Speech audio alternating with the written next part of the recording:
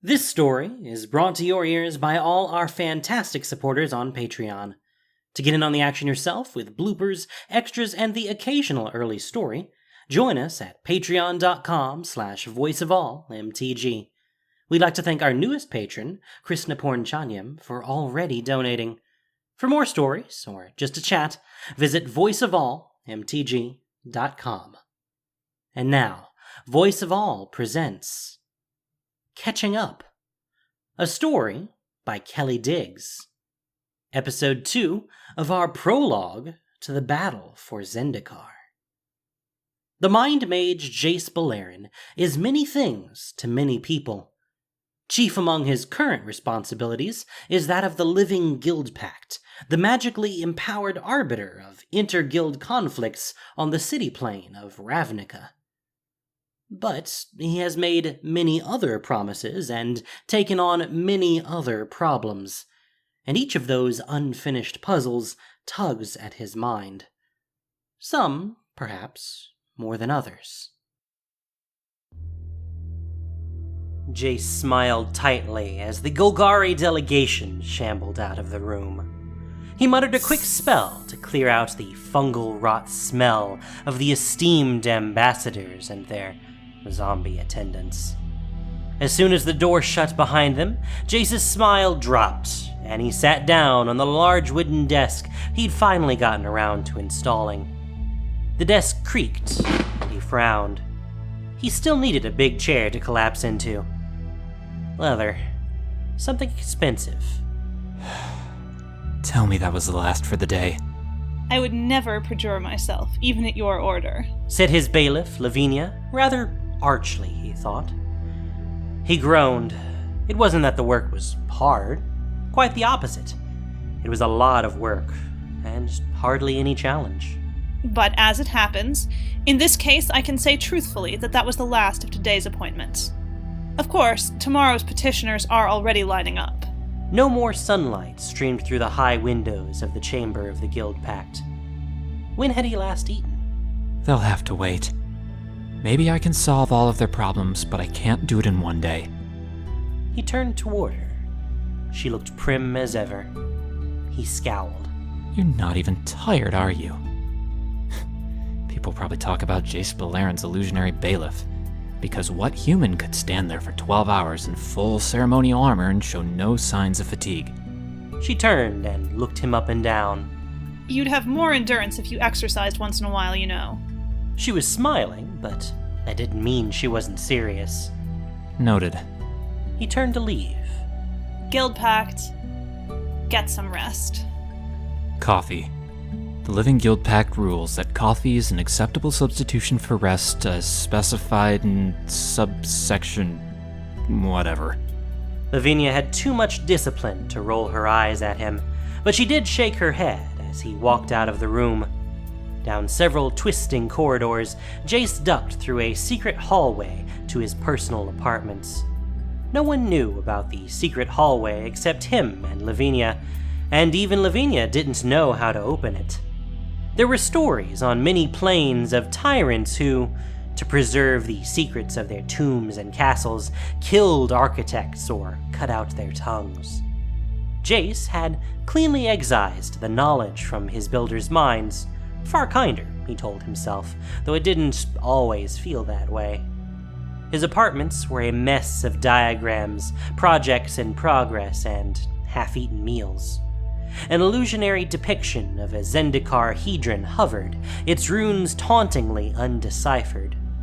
Globes and maps of various planes were marked with pins showing locations of import. The horn of an Onake ogre rested on a draft copy of some dull piece of Azorius legislation. Jace didn't have servants. Too much risk, and it made him uncomfortable besides. But he occasionally summoned a menial illusion to clean the place up, usually when he was expecting company. And he did, occasionally, entertain, despite the secrecy of the apartments. The door was actually an Izzet-made teleportal, and he changed the location of its other end regularly. He could come and go as he pleased, could even have guests, and the mystery of the living Guildpact would only deepen. He blinked, bleary-eyed. What had he been doing? Right, coffee. There was a knock at the door. Well, not really, but there was a knock on a door somewhere in the 7th District, carried to his ears by the portal that linked his door to that one. And that was every bit as odd. He pulled his hood up around his face, gathered mana, and carefully approached the doorway, keeping a spell ready to dispel the portal if necessary. In the meantime, he cast a spell that would let him see what was on the other side. All of this paranoid preparation was probably unnecessary. It was probably just some confused citizen knocking on the wrong door down in the 7th. At worst, it might be. Liliana? He gaped. Jace hadn't seen Liliana since the day he'd realized she was playing him, and he'd skipped out on their rendezvous after enduring mortal danger, the deaths of friends, and literal torture, all at least partially on her account. She was an amoral, self-serving death mage who'd sought him out on the orders of the dragon planeswalker Nicol Bolas. She was also the first real lover he'd ever had, and he'd tried, in the time since, not to pine for her. He knew better. The necromancer stood before an unmarked door miles away, unattended as far as he could tell. She held herself proudly, but she glanced from side to side occasionally, as though she was nervous, or wary, or betraying him again. An illusion? Through the portal, it was difficult to tell. If so, it was entirely convincing, right down to an irritated tapping of her left foot. He shouldn't answer it. Whether it was really her or not, it was almost certainly a trap. And even if she didn't have plans to betray him again, life with Liliana had a way of turning to rot in a hurry. He knew better. He sighed, rendered himself invisible, and summoned an illusionary duplicate. The duplicate opened the door with a telekinetic nudge from him. Liliana? He said out of the duplicate's mouth, painting a surprised look on its face. What are... She casually walked right through the illusionary Jace. Can I come in? Jace frowned, shoved the door shut, and dispelled his invisibility, his confused-looking illusionary double, and the teleportal for good measure. He hurried after her. What if I said no? You didn't. He walked around her and got in her way. She looked past him, surveying the apartment. A lovely place. Shame what you've done with it. She looked exactly the same. But then she would, wouldn't she? No less than 4 demonic contracts saw to that, etched in fell runes on her perfect skin. He'd always hated those etchings, tried not to touch them. Finally, she looked him in the eye. Hello, Jace. Jace was not accustomed to noticing people's eyes. He didn't need them to read intentions, and while he'd learned to look at people's eyes when he talked to them, he'd never really learned to pay attention to them. But Liliana's eyes he remembered, old and violet gray, and full of the promise of danger. He tried to hold her gaze now, but found he couldn't stand the memories that stirred up. His eyes finally settled on her nose, the only place he could find that didn't make him some manner of uncomfortable. Nothing you say will make me trust you. Not after you betrayed me. She rolled her eyes. Her scent hit him, lilac and cinnamon, masking the barest hint of something rotten and strange. You're the one who stood me up. Yes, after you betrayed me. That's ancient history. She picked up the Onake horn and toyed with it. I'm not working for Bolas anymore, and I never meant you any harm. And shall I verify that? He took the horn from her and set it down. Or do you still have your little protective measures? He had thought he'd read her mind when they first met, but she'd spoofed his telepathic abilities somehow. He had his suspicions, and the fact that she'd been secretly working for a millennia-old dragon archmage at the time was chief among them. She said nothing, but reached out, slowly, toward his face. Part of him wanted to flinch from her touch. Part of him wanted to do very much the opposite. He settled for holding still. But she did not touch him, only took the edge of his hood between two fingers and pushed it back. She appraised him for a moment. You look older. I'm not sure how to take that. At your age, dear, it's an unambiguous compliment. She cocked her head. Have you started combing your hair? He smoothed his hair self-consciously, just for a moment, then withdrew his hand. He had, in fact, started combing it. Not that his hair was any of her business. He scowled. I'm guessing that you didn't go to the considerable trouble of finding me just to critique my appearance. So let's get to business. How did you find me, and who else knows? I hired a very good spy at a very high price, and nobody else knows because his corpse is currently shambling around the 7th trying to find me. You're talking about a Ravnican citizen, damn it. Don't fret. I made sure he deserved it just for you. He's got a file at New Prov as long as your arm. Murder, arson, theft, extortion, and plenty of awful stuff the Azorius don't even know about. I did your friends at the Senate a favor. A warrant is supposed to lead to a trial, not a summary execution. I have to think about this kind of thing now. I am the law. I literally am the law. Damn it, why are you smiling? Laszlo Lipko. Oh yeah, he's a real bastard. Was. Fine. It's not like I never worked outside the law, even as the Guildpact. They were still standing, slightly too close to each other, in his messy front room. Well, is the Inquisition over? Not just yet. What did you do to Garrick Wildspeaker? Oh. That. That? Can I at least sit down? He shrugged and gestured to one of the high-backed chairs that surrounded his table, but she walked around the table and flopped onto his couch. He didn't like looming over her, but he didn't want to sit next to her, so he dragged a chair over from the table and sat. She stared at him expectantly. Garrick. Garrick. Not much to tell. So tell it. He attacked me. I won. I guess he's carrying a grudge. No. She blinked those ancient violet eyes. No? Tell me about the chain veil. Oh, that. It'll be easier if you tell me what you already know. It'd be more informative if I didn't. In fact, he already knew a great deal about the chain veil, its properties, and Liliana's run-ins with Garrick. But he was curious how much she'd be willing to tell him. And he did, if he was being perfectly honest, enjoy watching her squirm. Fine. It's a very powerful, very ancient artifact. Evil too? She rolled her eyes. Yes, thank you. One of my demonic creditors sent me after it as part of my servitude. I decided to use it to earn my freedom. The hard way. You honestly think you can take on 4 demons? 2. What? 2 down. She held up 2 fingers and grinned. 2 to go. Oh. That changes things. Doesn't it? He'd intended, long ago, to help her find a way out of her contracts, to learn who she really was beneath the desperation and the lies. Now she was halfway out without his help, and mired in something that might be worse. What did you do to Garrick?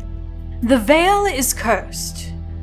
It was created to turn someone into a vessel for the resurrection of a long-dead race. But that's too much power for one soul to bear. It kills users if they're not strong enough, I think.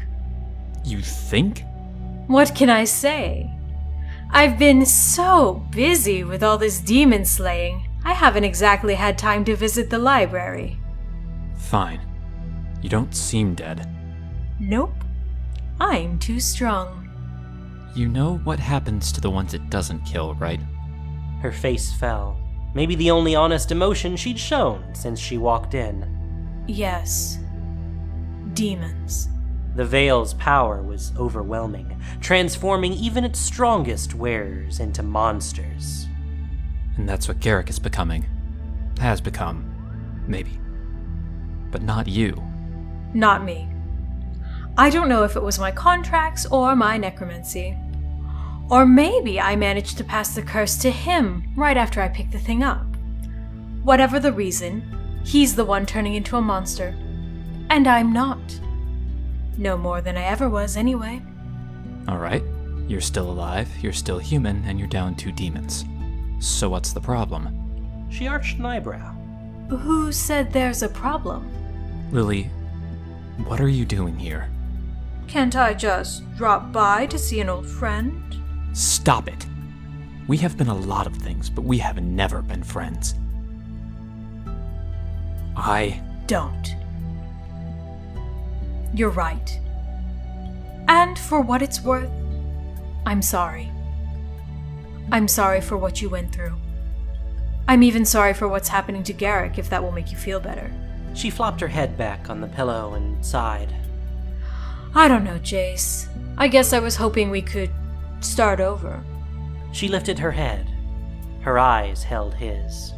Starting over is the first trick I learned.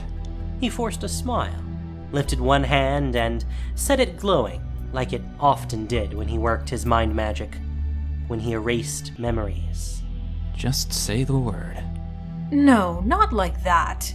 She frowned and spread her hands in a helpless shrug.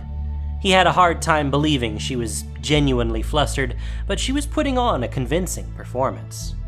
Just this conversation, at least. Start over?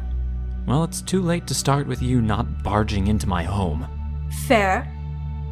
So where do we start? How about you apologizing for barging into my home? Her demeanor shifted, demure and contrite, hands folded primly in her lap, expression carefully guarded. But her eyes were playful. I'm so sorry to barge in on you like this. I was in town, and I just couldn't resist dropping by. I deeply regret the unpleasantness of our last encounter, and I hope we can make a fresh start. It was a game. Everything was a game with her. He was tired of playing. He knew better. But if he didn't find out what she was up to, she would just get him into trouble some other way. And she wasn't the only one who could play games. What a pleasant surprise! It's delightful to see you again, not at all suspicious or unwelcome. What sort of fresh start did you have in mind? She grinned wickedly. Buy me dinner? She smiled serenely. You're serious. I'm always serious. More games. More deceptions. He knew better.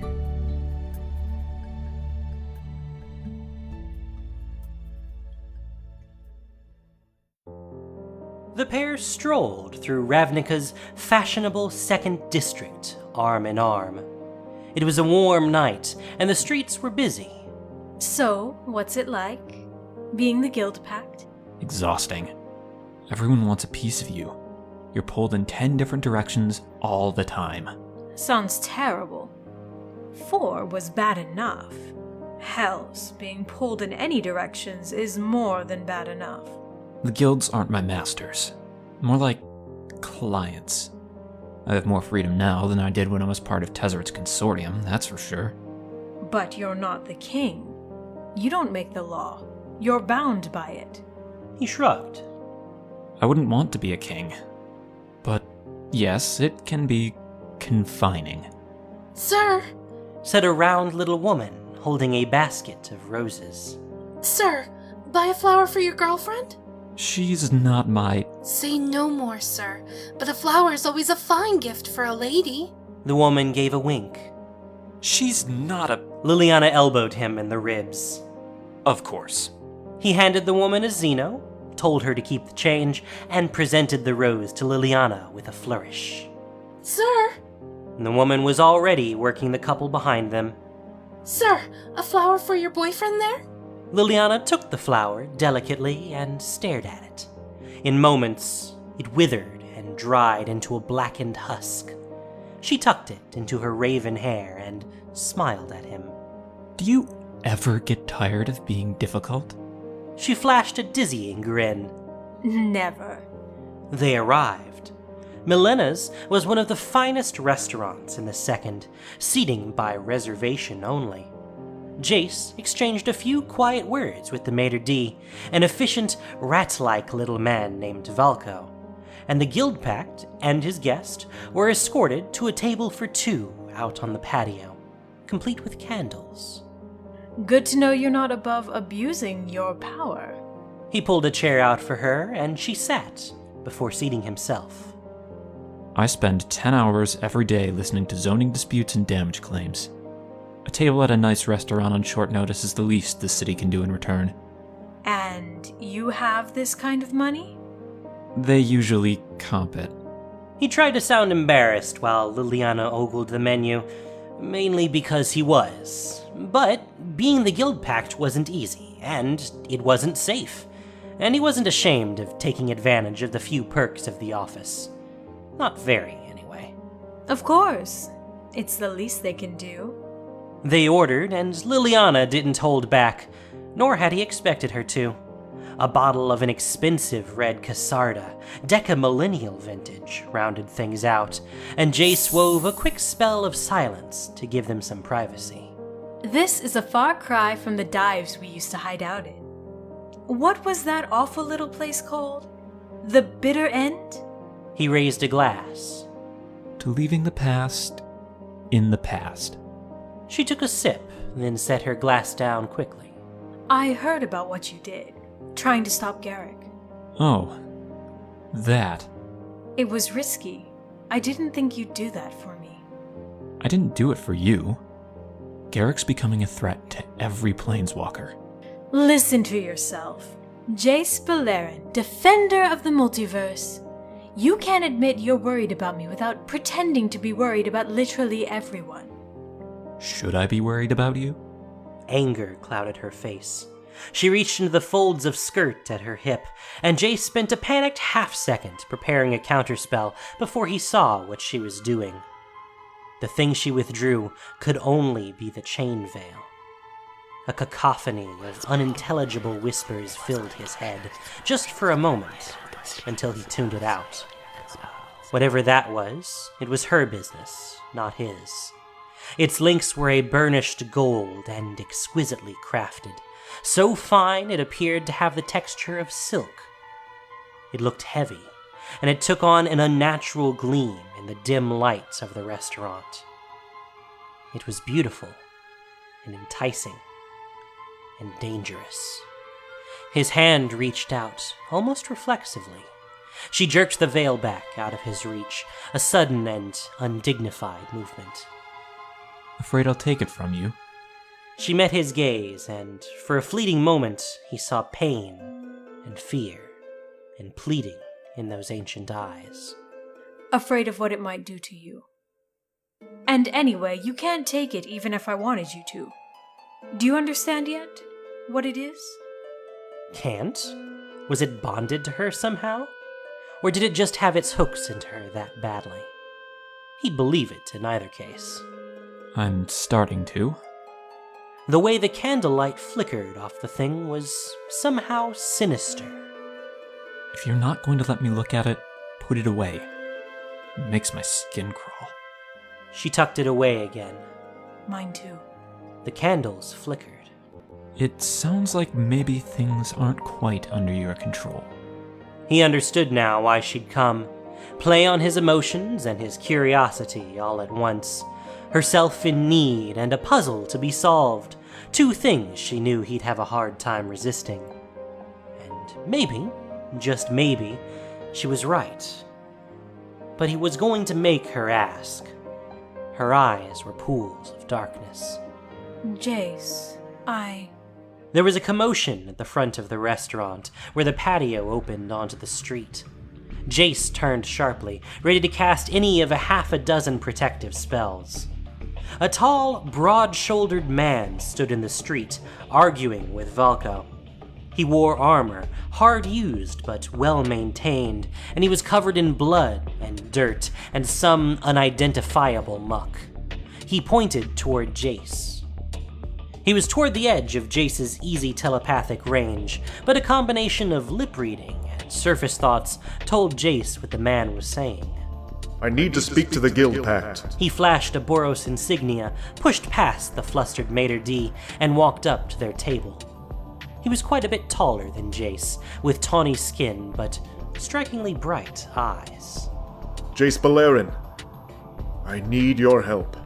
The man matched the description of a planeswalker Jace had heard about, one who was planeswalking on and off of Ravnica with unusual regularity. Valko hurried up behind the man. Guildpact, I'm so sorry. He says it's guild business, but... No, I didn't. I just showed you my badge. I'm off duty. Planeswalker or no, this man's troubles weren't Jace's to solve. Come to the Hall of the Guildpact in the morning and get onto the docket, and in a few days... It's about a place called Zendikar. Liliana looked like she'd swallowed a nail. Sir, whatever your business, your attire is entirely unacceptable. I must insist that... He can stay. If you're worried about appearances, I can slip an invisibility spell over this whole table. That will make it exceedingly difficult to bring you your dinner. It won't cover the smell either. I'll make it up to you. Jace shooed Valko away. What about me? My name is Gideon. He glanced at Liliana. She knows. Have a seat. I'd rather stand. Jace stood up. It was an error. He still had to crane his neck to look Gideon in the eye, and now the size difference between them was glaringly obvious. He hated feeling small. Hated it.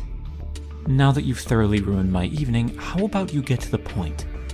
Gideon's eyes narrowed. Have you actually been to Zendikar? Yes. It didn't go well. Seagate has fallen. What? When? How? Hours ago, maybe less. I left before it was over, but the place was doomed. And as for how, what do you know of the Eldrazi? They'd just emerged when I was last there. I saw one shortly before I left. Saw one. That was one way to put it. Inadvertently released them from millennia of imprisonment to terrorize Zendikar. That was another. Jace wondered if Gideon knew. I know some scholars at Seagate. Any word of them? Their archives were lost. That's why I came to find you. They were close to some kind of breakthrough with the Hedrons, something that could fight the Eldrazi. And you have a reputation for solving puzzles. A quick dive into the man's mind confirmed that he was telling the truth. The Hedron network?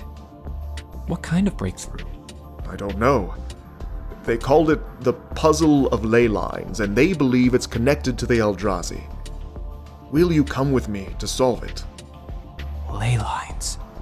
His first instinct was to reach for his notes, but of course they were back at his apartments. I've never tied the Hedrons to ley lines. This has... implications. He rubbed his forehead. The Eldrazi were his responsibility, in a way. He'd spent some time since then researching them, researching the Hedrons. But he had so many other responsibilities. If you know Zendikar, and you've seen the Eldrazi, then you know how serious this is. I know you'll do the right thing. Liliana drained her glass, shoved her chair back, and walked past Jace. Lily, wait. She kept walking. Give me a minute. He said to Gideon and ran after her, matched her pace. He knew better than to try and grab her arm. That was a good way to end up at the healers.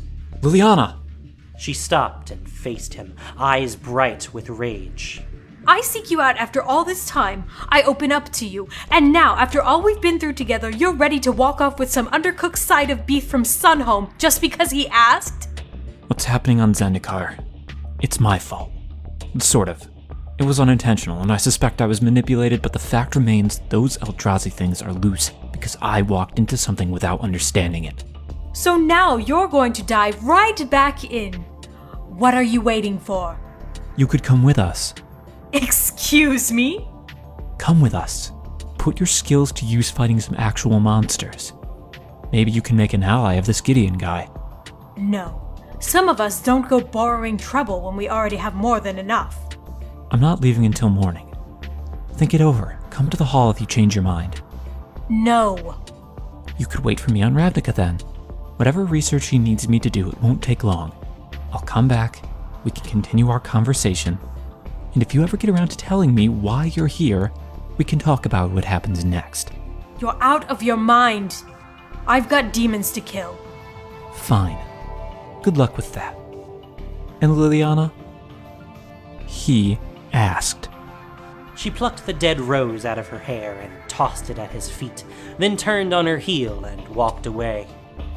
Jace bent to pick up the withered flower as Gideon's heavy footfalls approached behind him. Finished? Jace turned, ready to snap at him, but Gideon's face was so earnest and so haggard that Jace couldn't muster the anger. Liliana was bad news anyway. He knew better. Finished. Come on. I know a good healer who can patch you up.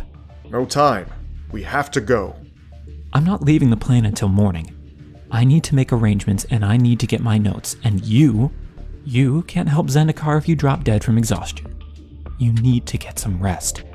Gideon stared down at him for a long moment. Fine. Take me to this healer. Tell me about the Eldrazi. He took a step, but Gideon stopped him with one hand on Jace's shoulder. Jace reached up and deliberately pushed Gideon's hand off of him.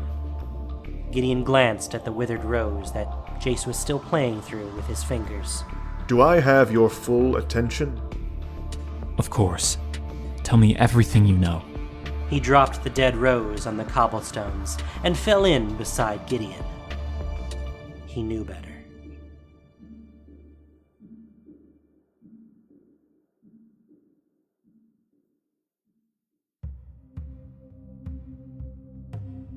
Thank you for listening to this production of Voice of All. As listener-supported entertainment, we rely on you, not just for the voices of the characters, but also to keep us going and growing.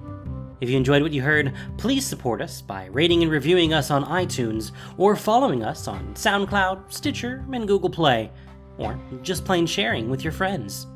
You can also support us financially on Patreon for exclusive perks. Catching Up was written by Kelly Diggs. The podcast was produced and edited by Gendo Okeshi, with sound editing by Christina Eddleman.